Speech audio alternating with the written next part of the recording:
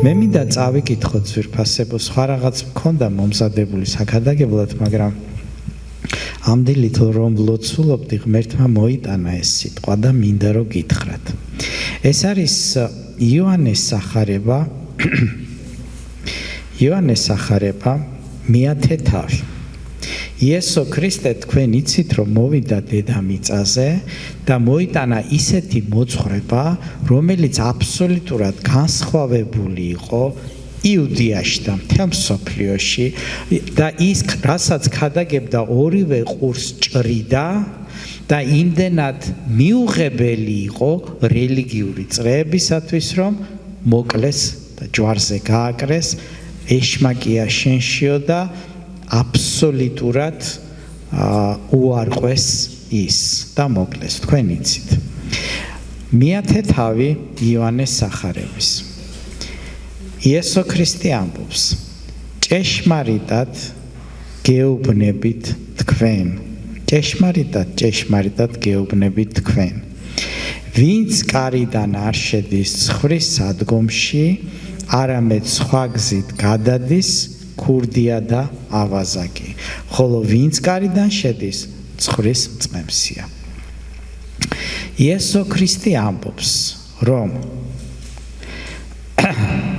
ვინც კარიდან შედის, ცხვრის სადგომში.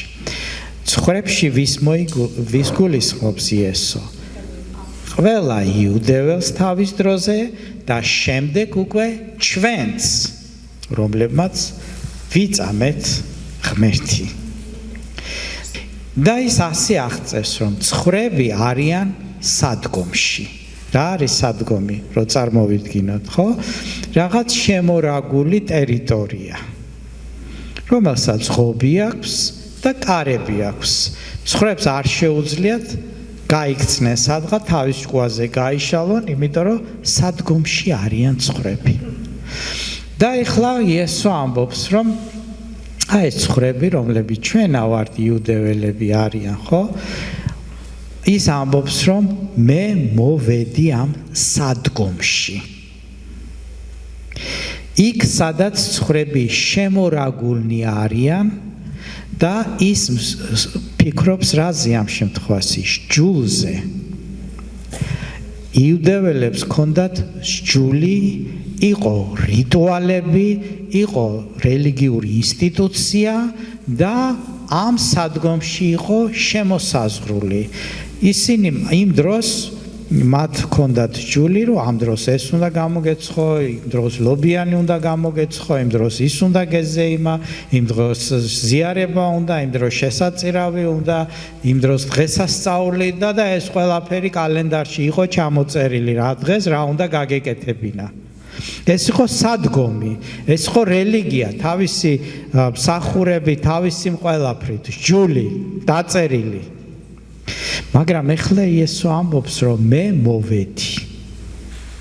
არ იყო იქ მწყემსები, იყვნენ მწყემსები, მაგრამ ეხლა მე მოვედი. იესო ამბობს ამ სადგომში და თქვენ, რომელიც რჯულით ხართ შემოსაზღვრული, რელიგიური რიტუალებით ხართ შემოსაზღვრული. ვინც კარიდან შედის, ცხვრის მწყემსია. იესო კარიდან შევიდა. რას ნიშნავს კარიდან შესვლა, ძვირფასებო? იესო მოვიდა სჯულით.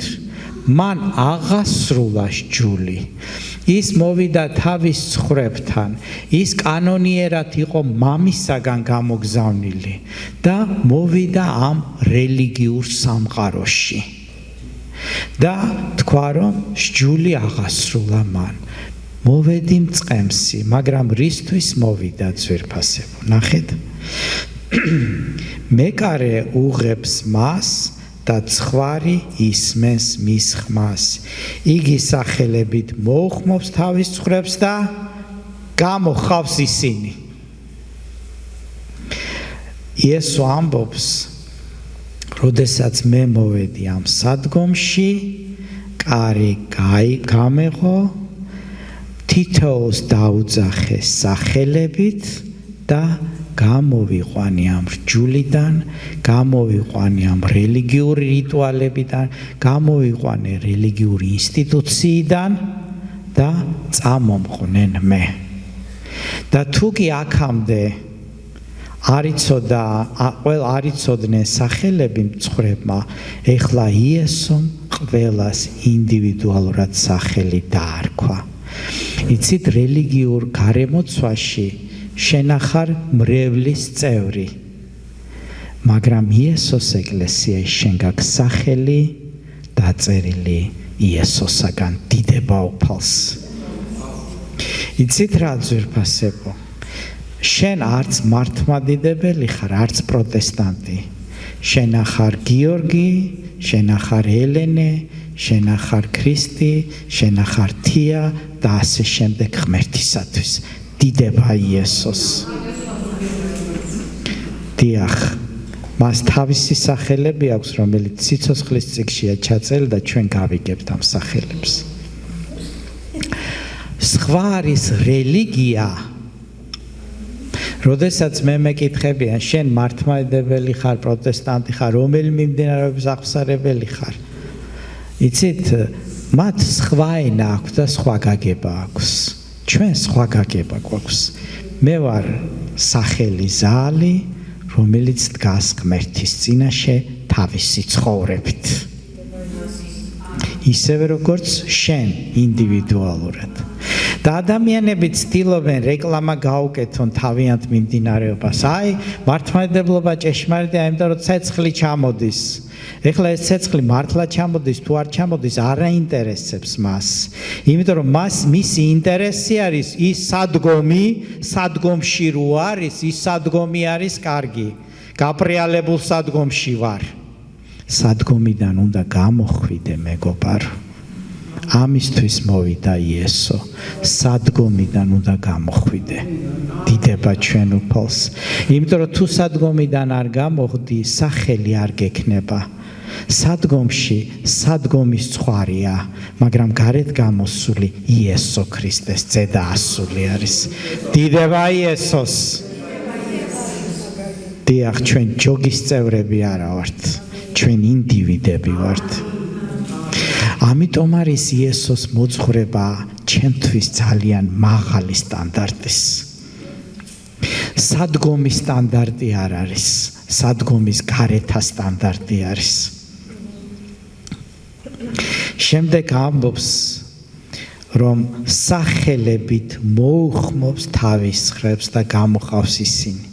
იცით, როდესაც სადგომში არის ცხვარი და შემწყემსი ხარ და უნდა გამოიყვანო საძოვარზე, წყემსი რას აკეთებს? ერთი სახრი აქვს და ყველას ერთიანად გამოყრის. მაგრამ იესო ასე არ აკეთებს. ყველას შენ გამოხვალ, შენ დარჩები. შენ გამოხვალ, შენ დარჩები. რატომ ეუბნება შენ გამოხვალ, შენ დარჩები? ვიღაცა მაირჩია, ვიღაცა მისი არის, δεუბნება, შენ რომელმაც ამირჩიე, შენ მე წამომღები. დანარჩენი შენც ცხვარი ხარ და ისიც ცხვარია, მაგრამ შენ სადგომის ცხვარი ხარ, შენ თავისუფლების ცხვარი ხარ. დიდება იესოს. მე არა ვარ სადგომის ცხვარი, მე თავისუფლების ცხვარი ვარ. დიდება ჩემ ძლიერ უფალს. თავისებს რომ გამოიყვანს, მეოთხე მუხლი, წინ გაუძღვება და ცხვარიც მიჰყვება, რადგან იცნობს მის ხმას. იცით ძვირფასებო, როდესაც ცხვარი გამოდის სადგომიდან და მიდის, ზოგ გამოსულ ცხვარს შეიძლება თვალები უკან რჩებოდეს. მთელი ცხოვრება სადგომში ვიყავი და სად მივდივარ? არ ვიცი სად მივდივართ.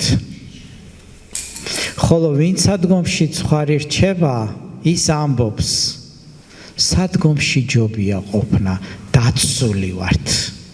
მგელი ვერ შეგვეხება, ვერაფერი ვერ დაგვიპყრობს. იცით ძვირფასებო, სადგომს აქვს თავისი ხიბლი, დაცვა. აი ხლა მაგალითად მართლმადიდებელი რო ვიყო მე უფრო დაცული ვიქნები. ყველგან მიღებული ვიქნები, ყველგან ის, მაგრამ როდესაც სადგომიდან გამოდიხარ უკვე შენ ხარ მეცხვარის იმედად. ღმერთის იმედად ხარ. დიახ, ის მოჩვენებითი დაცვა, უფრო სწორად შენ ყოველთვის მონობაში ვერასდროს ვერ გაიგებ იესოს ხმას.